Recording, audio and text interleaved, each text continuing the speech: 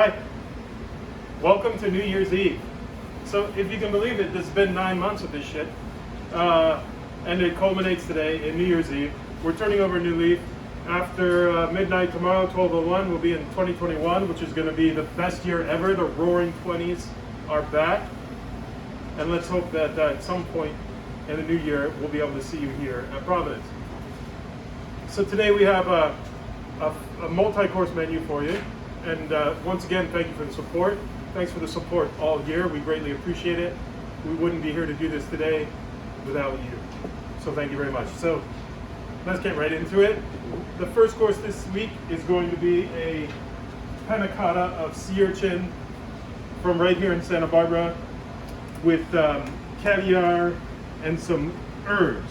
Now, it's going to come to you like that, but because it's New Year's Eve, you might want to dress it up and make it a little bit more festive. So if you like, you could put it on a linen lined plate, or you could do something like this. Maybe you have a bowl that it'll sit nicely in, like that. The only thing you're gonna have to do is finish it with this right here, which is actually a bit of yuzu juice from yuzu grown in my backyard and Donato's backyard, mixed with a little bit of white soy and a little bit of dashi. Don't put it on until you're ready to eat it, like literally the moment you're ready to eat it. A little bit of salt only on the sea urchin because caviar doesn't need any salt, and dig in. So second course is going to be a scallop. So these are beautiful little scallops from Maine, from a gentleman named Marsden Brewer, who farm raises sea scallops. One half of the scallop is covered with a truffle butter, and then the other half, there's actually not a scallop in there, but there's a mousseline made from scallop with chanterelle and leek and black truffle. And then of course there's a lemon in there, and the whole thing is sitting on sea salt. What you're gonna need to do is pop this into a 375-degree oven until the butter is melted and golden brown, and this part is heated through. So I'm gonna show you how to do that right now. So you see, the oven is set on 375. We've also provided you with a little bit of salt that's just kind of wet. It's just salt and water, literally, and we've just we gave you this so you can put it on a plate so that this salt will act as a little pedestal for the scallops when you pull them out of the oven. Just like so. It's just kosher salt and water. You can use it again if you want. You could use it to season pasta water or something like that if you have extra, but you literally just need a little bit. And the only purpose that's going to serve is to just hold the scallops nice and level. So for today's menu, we have a couple of different sauces. We have a sauce for the scallop, and we have a sauce for the striped bass. So I suggest, just to make life easier for yourself, is take a pan like this, could be a saute pan or a saucepan like this one. Put a tea towel in the bottom, put a little water in it, and then drop the 2 containers of sauce in there, and then put it on a medium fire so that it begins to steam. This will gently reheat the sauces, and it'll keep them hot for the entire meal, so you don't have to mess with it while you're preparing the rest of the courses and you're trying to spend time with your loved ones and your guests. This will just simplify your life a little bit. So go ahead and use that little trick, okay? So when the scallops are ready, they'll look like that. The one with the butter on it, you see the butter's melted, it's gone golden brown, it's ready to go. So we're just gonna take it, we're gonna put it, just snuggle it right down there in the salt like that. And then this fella over here, we're gonna snuggle it right down in the salt like that.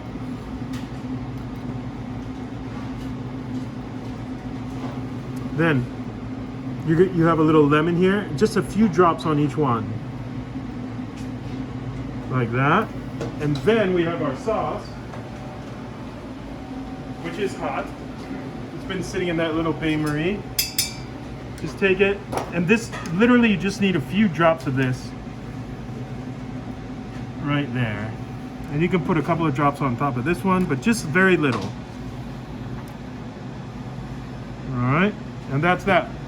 So next course is our striped bass, and this one's pretty easy. We have a beautiful striped bass from Maryland.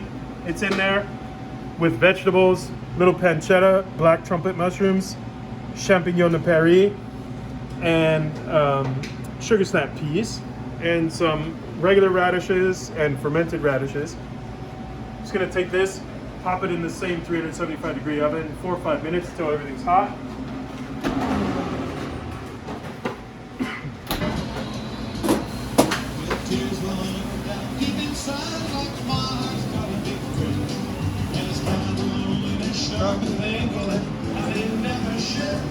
For bread service today, Mac and Kathy have made a beautiful red Fife sourdough, and you're going to want this to be ready when the striped bass is ready. So when you put the striped bass in the oven, put this in the oven. It's going to take it 7 minutes or so, 7-8 minutes to get hot all the way through. So when you put the bass in the oven, go ahead and put the bread in the oven, and they'll be ready to go. Okay, so our striped bass is ready now.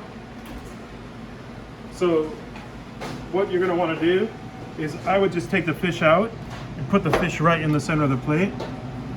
So then we'll get our sauce from the bain-marie. Sauce is nice and hot. This is a sauce made with the bones of the striped bass, and then there's lots of black truffle just pureed right into it. Nappe the fish, just like that. Cover the fish with the sauce. Then I would just take the vegetables, just spoon them over and around, just like that.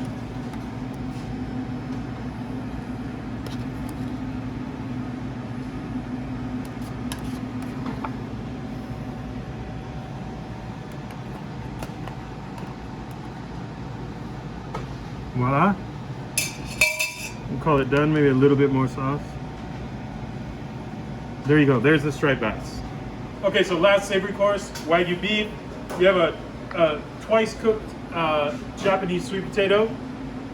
So we roasted we actually cone feed the sweet potato in Wagyu fat. Then we took the center out of all the sweet potatoes. We seasoned it with white miso, Wagyu fat, Wagyu crapin, chives, and Parmesan cheese. And then we put it back into the sweet potato, covered it with Parmesan, baked it already. So when you get it home, all you gotta do is reheat the whole thing. And beside it, Chidori kale from our friends at the Garden of, that are also cooked with Wagyu fat, and a little bit of cream and garlic and shallot. So just pop this whole thing in the oven. So the beef has been grilled over charcoal for you already, and it'll be rare when you get it. So if you like the beef to be a little bit more than rare, then maybe you want to go more like 7 minutes in the oven instead of 5. You know, the longer you leave it in the oven, obviously the more done the beef will be. Wagyu for me eats best between rare and medium rare, but if you like it cooked a little bit more, that's fine too. It's all up to you, and this is your meal, you're finishing it, so don't let me tell you how to cook it. So lastly, for the Wagyu, we also have this little vinaigrette that you're going to put on the plate. So it doesn't look like much, but what's in here is very precious. So this is Wagyu fat and 50-year-old balsamic.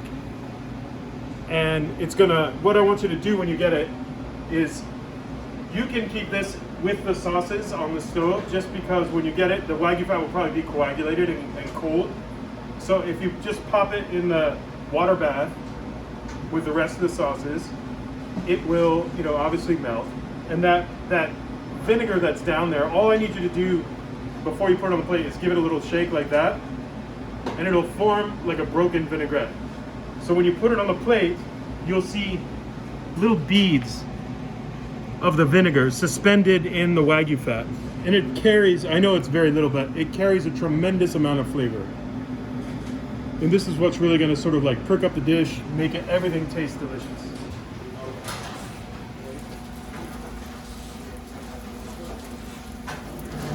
You want me to get it out? I got you. Okay, so here we go. Our beef is ready. Potatoes nice and crispy again. So here's what I would do to plate it. Put a little bit of kale right there. Take your potato. Put the potato on top of the kale like that, so it stays in place when you have it at the table. Then you can make a little pile of the rest of the kale over here, the opposite side of the plate. And then our beef. The beef is nearly cooked, but I would say before you bring it to the table, you probably want to slice it in half. Just like so, right down the middle. That. And then I want you to put a little bit of the aged vinegar and the Wagyu fat right on top. Put it in the center of the plate. Then you can put the rest of this on top of the potato and around the dish. And then we'll just finish the beef with a little bit of Maldon salt, just like that. Okay, so hope you enjoyed dinner. Let's just talk about desserts real quickly. Mac's gonna come in and tell you what he made for the week. Hello. So, for dessert, we made a dark chocolate petit gâteau with coffee caramel and black sesame pearly jafon. For your petit fours, we made a hand-dipped bonbon with black truffle, and we finished it with a nice piece of black truffle on top, just for you.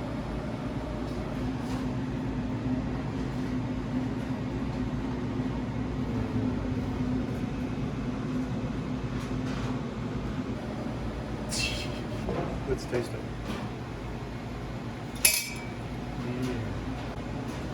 It's delicious.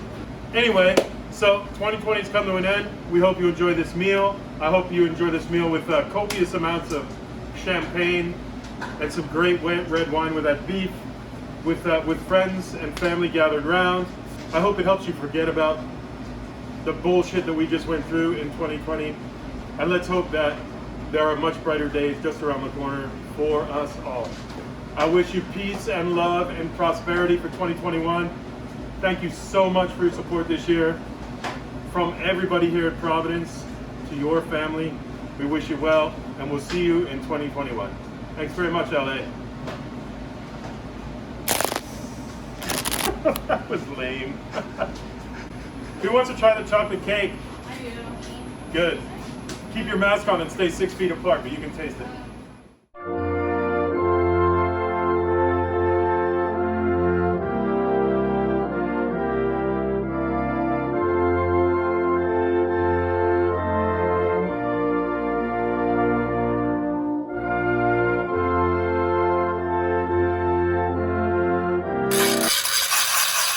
Whatever you want.